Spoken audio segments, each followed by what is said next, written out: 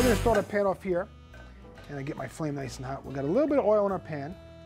I'm using a Teflon pan. You can use whatever you like. I mean, the nice thing about the Teflon is there's less chance of things to stick. It doesn't really make a difference to me. I know it helps when I'm doing the show because when we're talking about some things, you know, sometimes I'm waiting for the camera guys or they're waiting for me and we're trying to get a pan hot. You know, it's a little more than just what you see in front of the cameras. So sometimes I know if I've, especially doing an instructional thing, we're teaching a class, the non-stick pans, the coated pans give me a little more leeway. They're a little more forgiving so I have less chance of burning product. So especially if you're new, you know, some of you guys or girls at home that are really coming to cooking and starting to enjoy it and figuring out how you like to do things. A non-stick pan, cheap investment, don't buy a fancy one, but start out with one of the less expensive ones, treat it well, use it for a year or two, and then when it gets, it's no longer has that stickiness to it or the element of keeping it from being non-stick, throw it away, go get another one. Don't have to spend a lot of money.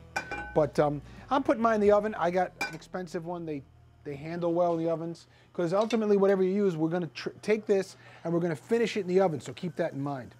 The other thing too is when you put a pan in the oven, I have a very difficult time remembering this. Put the pan in the oven. Well, guess what? I put the whole pan, including the handle in the oven. I'll go there with a kitchen towel, I'll take it out, put it on top of the stove, and then when I'm working around, I go to grab it again and forget it came out of the oven.